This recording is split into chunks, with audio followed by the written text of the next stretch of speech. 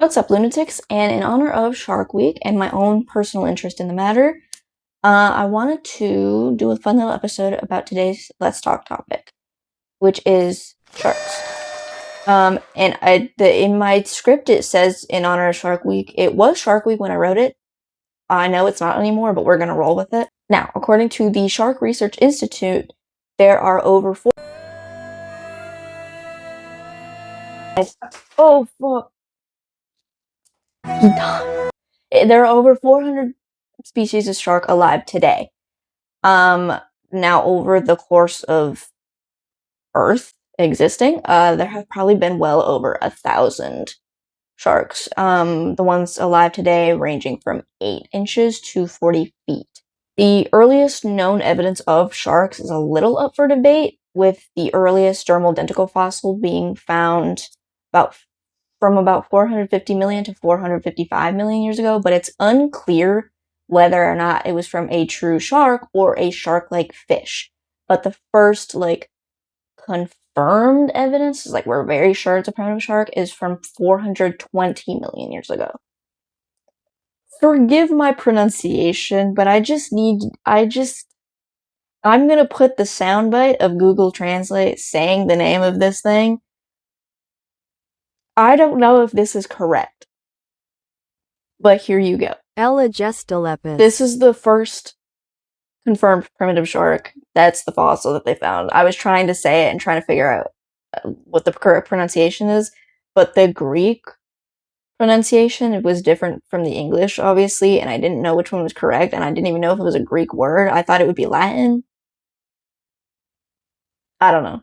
Anyways, with this confirmed fossil, even though it's a little bit not as old as the first one, maybe, we don't know, it still makes it older than trees, with them showing up about 385 to 393 million years ago, which is crazy. I also think, I didn't even know this actually until I was watching a few videos just on my own time, but apparently they're older than Saturn's rings, which is also crazy. So with 400 different species of sharks alive today, how do we classify all of them? Well, there are 7 different classifications, ranging from broader to more specific. Kingdom, phylum, class, order, genus, family, species. In modern day sharks, there are 8 orders, so we're going to focus on the different orders of sharks, rather than being too broad or too specific. I swear to God, I can pronounce some of these, but I don't even know where to begin with this word. I think I'm just gonna put the soundbite of Google Translate saying it so that I don't look stupid. So, Carchariniforms. okay. Anyways, those are the ground sharks, which is the largest order of sharks. They have sharks like hammerheads, lemon sharks, tiger sharks, and their big thing is they have movable eyelids, which protect their eyes, which a lot of sharks, actually most sharks, don't have. Then there are the heterodontiforms, which are the bullhead sharks, and the horn sharks, and the Port Jackson sharks. This order can be classified by looking at the horns on both of their dorsal fins. Moving on to Hexanchiforms. these guys have 6 or 7 gill slits. They're our most primitive sharks that we have today. This has the blunt-nosed 6-gill shark, the sharp-nosed 7-gill shark, and the frilled shark. Then moving on to lamniforms. These are our great whites, our threshers, our makos, and these guys can maintain a higher body temperature than the water around them.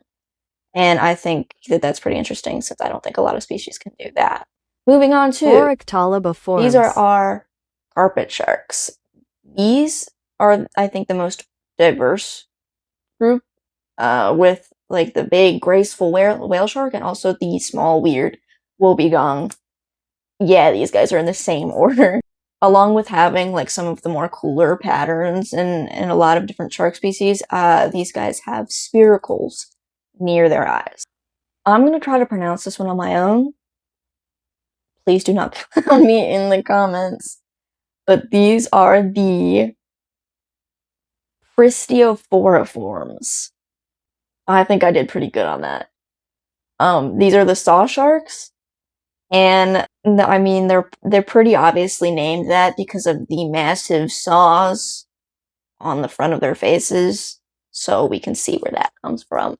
Moving on to another obvious one, kind of, not really actually. They're called angel sharks. These are the squatiniforms. I tried. These are the angel sharks. They look like rays, which, they're just pretty easy to tell apart from other sharks. And both sharks of those families are all, I think, just like one family. I'm pretty sure. So they're just like, they're all called something something saw shark or something something angel shark. Now, these last two are up for debate, and I know I said there's 8, and that's usually the general consensus that scientists agree on, but there is maybe possibly a very much smaller 9th order with only 2 species, but a lot of people just lump those 2 species in with the 8th order, just because there are only 2 of them, but they're still kind of outlandish compared to the other species in the 8th order. Anyway, the 9th order, technically maybe-ish, that also is along with the 8th order are the Echinourhiniforms. These are the bramble sharks and the prickly shark. But again, most people lump these two in with the squaliforms or the dog sharks. This order includes the Greenland shark, the cookie cutter shark, and the lantern shark. Now, this 8th order is the only order with bioluminescent sharks, which I don't know. I'm going to put it in here. I didn't look it up at the time of writing this. I don't know if the bramble and the prickly sharks are also bioluminescent. So, right there. Now that we have the sciencey stuff out of the way, I wanted to include some of my favorite facts from each order, and I will list them off in the way that I listed off all the science stuff. So we're going to start with the ground sharks. Starting with the plain happy, or the brown shy shark, which it's called that because the scientific name, apparently to English speakers, sounds like the word happy. The scientific name is Haploblepharus. I think I pronounced that right. I think that it's really funny that we did that, because I don't hear it at all. But I think it's still a really cute name, and there's different names for the different species. So some of the ones that I found are the Happy Eddie, the Pretty Happy, and my personal favorite, the Happy Chappy. Now, the striped cat shark, more famously known as the pajama shark, is literally called that because somebody saw him and it was just like, that guy's wearing little pajamas. And I think that that's kind of awesome. And I think it's definitely one of my favorite sharks. I will say that this picture that you might see a lot of the time of him like curled up into a little ball, it is cute, and I do love that picture. But I will say that they are not doing that to be cute. It is just to protect themselves. They curl up into a ball when they feel threatened or stressed out. And then I want to talk about the lemon shark for a little bit because I'm actually wearing, it's hard to see now that my hair is longer, which is one downside to having long hair, which kind of sucks. But these are lemon shark teeth, and they're pretty cool. They're known for being social butterflies and also being part of the Requiem shark family, which is a phenomenal name. And also, hey, Dear Evan Hansen fans, goated song, I would say. This last fun fact, not so fun fact, I hate to break it to you guys, hammerheads, unfortunately, don't know how to use hammers, and they should not be hired to do construction work. I'm so sorry. But moving on to the bullhead sharks, these guys actually, those spines on their dorsal fins, you gotta be careful when you're walking. They are venomous. And also, I say walking because these guys are also pretty bad swimmers. which sucks if you're a shark. So they technically just walk on the bottom floor. And they have, I think, some of the most interesting eggs that I've seen. They have this like corkscrew shape that they kind of wedge into rocks to keep them from being eaten by predators and also being swept away by waves. Moving on to the cow and frilled sharks, I think the most interesting thing about them is that they have this freak, which looking at the picture I thought was smaller than it is. It's actually, it can get up to like 6.5 feet, which, for reference, this is the size of my boyfriend who's 6'2". Right, right. They also have like the longest known gestation period, which is 3.5 years of almost any vertebrate. I think a salamander passes them, but regardless, I'll get to that later. No. Moving on to the cow sharks, they are called that because they're slow and they look like that, meaning like speckled, I think, or they're blotchy patterns, which is disrespectful, I think. And then like their gill slits, obviously having the most of any shark, because most sharks do have 5, except for the saw shark. I think a couple of species are known to have 6 gill slits, but yeah, they still have like the most known. Now we're moving on to the mackerel sharks, which I'm very excited to start talking about. I have so much written down for these guys. I think they're one of the more diverse groups with like they have apex huge beasts and they also have the little guys.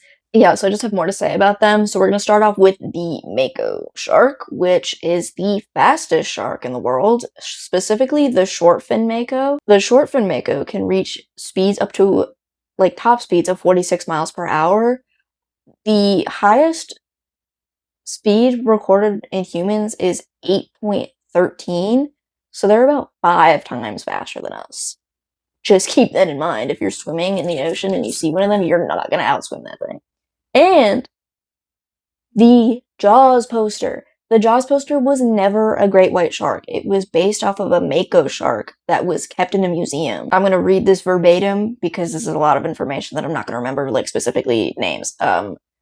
But artist Roger Castell, or pretty sure Castell, used a short fin mako specimen from the American Museum of Natural History as a reference when making the cover art for the paperback novel by Peter Benchley in 1974, with it then being used for the film art for Spielberg's movie in 1975. So, I think that specimen is still around today, so if you ever go to the American Museum of Natural History, it might still be there, which is pretty cool. Mega mouth sharks are the weirdest fucking things I've ever come across. They're so odd, and I need to yap about them because I actually just discovered these things while researching for this video. They're so outlandish. Starting off, it is part of only 3 known filter feeding sharks, which is obviously like the whale shark and the basking shark, but it is the smallest of the 3, and that wouldn't be so like outlandish if it wasn't passed by several other non-filter feeding sharks. Like it's not even like a little bit behind the basking shark, which is the second largest. It is just like kind of small. It's 18 feet long. And it gets passed by the tiger shark and the great white, I'm pretty sure also passes it. Oh yeah, and Greenland sharks, which are just like incredibly slow. In the grand scheme of discovery also, these guys were discovered damn near yesterday, with them being first discovered in I think 1976. They were discovered on accident near Hawaii after being caught in a anchor of a US Navy ship. Just like randomly, with how kind of big these things are and like how weird they look and how late it was in like in 1976. Where were you? Like it in perspective, you think that's old as shit because it's 1976. My grandparents are older then this thing was discovered. Hello? Hello there. Not only were they just like kind of weird looking, they are actually so outlandish that they are the only shark species in their family, which is called Megachasmidae, I'm pretty sure. And they're so unlike anything that they had to be put in their own group. And there's only one of them. There's not like the north or east megamouth shark. It's just the megamouth shark. It also has the biggest mouth of any shark, which I guess is fitting for the name, with it being about 4 feet long. And it has a lure, like just not like dangling or anything, just on its top jaw.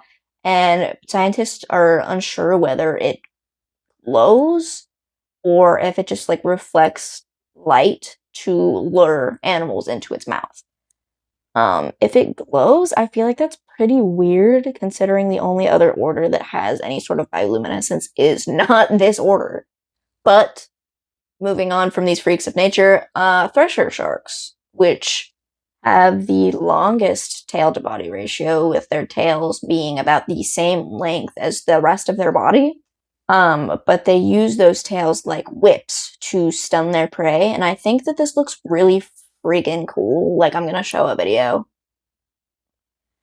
And they have the biggest eyes of any known shark, which is taken by the obviously named big eye thresher shark, with their eyes measuring almost 4 inches wide. Now, basking sharks, which is the second largest shark in the world, it's also the largest mackerel shark in the world.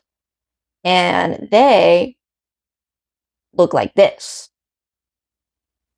which is interesting. I personally think that they're adorable, but you know, to each their own. I can understand if you're looking at this thing, you're like, what is that? And last on the mackerel sharks, and maybe the least if you don't like them, but the goblin sharks. I think personally that they are beautiful creatures with light pink skin and a completely normal looking mouth and like the normalest face you've ever seen. Yeah, their jaws shoot out of their face about 10 feet per second, I'm pretty sure. Yeah.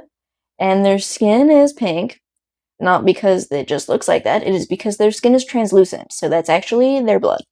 And these guys are actually more primitive than the 80 million-year-old frilled sharks, being 125 million years old. Now, moving on to the carpet sharks, which is known for their very pretty patterns. This also includes the whale shark, which is the largest fish alive on Earth today, measuring about 32 feet on average, but the largest recorded specimen was almost double that. Now, their spots and stripes are as unique as like a person's fingerprints. And they also, despite being filter feeders, have like thousands of tiny teeth, including eye teeth. Teeth on their eyes. Or eye scales. But they're dermal denticles on the eyes just to protect them, mostly from other predators and such. Now, the epaulette, these these sharks, I think are pretty interesting. They can walk on land. They can survive up to 2 hours on land, just by shutting down some non-essential brain functions, which same, and they can survive on very low oxygen. I think some species of bamboo sharks were also recorded doing this, but the most well-known are these guys. Wobegongs. I learned about them back in high school, and I knew I wanted to talk about them because look at this. Right? Now, their name comes from an Australian Aboriginal word meaning shaggy beard, which, like, look at it again. And I feel like of all the carpet sharks, they are the most carpet-looking thing I've ever seen. And The last one I'm going to talk about with this order are the zebra sharks, which is the last living species of the family Stegostomatidae. I tried again, and if you've ever looked at these guys and wondered, why are they called that if they look like a leopard or like a cheetah? And it's because the name leopard shark was already taken, and cheetahs were not discovered at this point. And also, I'm lying. It's because they're named after their babies, pretty much, because they look like this. But isn't it weird? Because that is not an untrue fact. These were discovered before cheetahs were scientifically described. Why? Why did we find them first? Now, I'm going to include saw sharks and angel sharks just because I really don't have a lot to say about these guys, other than the fact that they both commonly get mistaken for their doppelgangers, which are both rays, surprisingly enough. But because they're both part of the class Chondrichthyes, both sharks and rays, it does make sense that there was some sort of evolutionary overlap. But the most obvious telltale sign that it's a shark or a ray, rays have their gill slits on their bottoms, like underneath, on their bellies. Saw sharks and angel sharks have their gill slits on their sides. So if you're looking at one, you're like, is this a saw shark or a saw fish? That's an easy way to tell. Last but not least, the dogfish sharks, which I have been excited to get to because one of the ones on this list are the ones that actually made me want to do this video, and that would be the cookie cutter shark. These guys are menaces to everything around them, and they're just like weird, but they're funny. They have suction lips to latch on to stuff, and then they do a little ballerina spin to like take the chunk out. So they leave their prey alive and they're almost parasitic. But that's why you might see like little holes on bigger animals, because a cookie cutter shark just like took a bite, just wanted a nibble and didn't left it alive. But their teeth, I think, is also a really weird thing. You know how like most sharks just kind of lose them. They don't do that. They swallow their entire bottom row of teeth just to conserve or like replenish their calcium levels. Like, yeah, girl, go ahead, swallow your teeth. Like, it's fine. And they're razor sharp. Like, why are you doing that? Whatever. They're freaks. But I think my favorite fact about them is during the Cold War, um, they just took lovely little bites out of the rubber parts on the outside of US Navy submarines. And for a while, they could not figure out what was causing this problem because it was practically blinding the ships with like a lot of their sonar equipment being made out of rubber on the outside of their ships. So they had to like turn around and go home and fix the issue. And they thought it was an unknown, like brand new Soviet weapon until they figured out what was going on, that these guys were just like taking bites out of their really important equipment. And so they combated this by putting like plexiglass domes over their more sensitive stuff that can be destroyed. Just they would stop eating it. And I think that's hilarious because they thought that they were just like big, like really, really big fish. The cookie cutter sharks did. They thought that the submarines were just like big, big fish. And like the sonar equipment, wasn't even the worst of the offenses. Like there was massive oil leaks because of them. And like sound equipment on the outside of the ship was yeah, take a bite. Why not?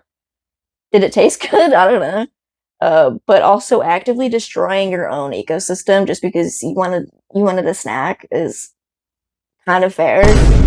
I would too. I think another really interesting shark from this order is the Greenland shark, with it being the longest living vertebrate in the world, with its age ranging from 272 to about 500 years old. And I bring this up also because when I mentioned that the frilled shark had the longest known gestation period, it's because scientists really do not know much about Greenland sharks, but they are thinking that they definitely take the cake on that, with their gestation being like inferred to be around 8 to 18 years, which is like obviously longer. So that's why I said known. But it makes sense why scientists might think that, because they don't even reach like adult maturity until they're about 150 years old. So, also, you ever get drunk off antifreeze? I know I have. They also have. Their blood is actually damn near antifreeze. And this is helpful for them because they live in like frigid cold temperatures, so this is the only way that they can not be frozen solid. But they have special chemicals called, I'm gonna try, trimethylamine N oxide and urea. Those are the two chemicals that they have in their blood. Do not make fun of me in the comments, please. Anyways, yeah, so I know that if you eat the raw meat, you can be poisoned, but it'll look like you're drunk, because eating this shark's meat can cause like intense neurological and gastrointestinal issues. So do not eat the raw meat, obviously.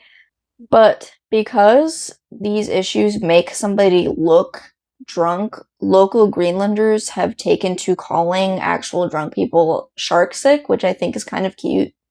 But yeah, these sharks are also incredibly slow, only going about 1.6 on average miles per hour. And because they go so slow, they have parasites just kind of like living in them, specifically their corneas, their eyeballs, which, if I have to see it, so do you. So, picture.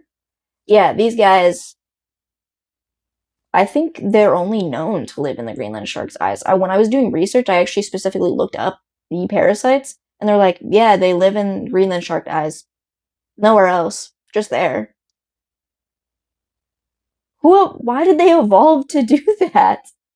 Gross. And moving on to the last and the littlest, the dwarf lantern shark, which is the smallest shark in the world, which is the one that is 8 inches long.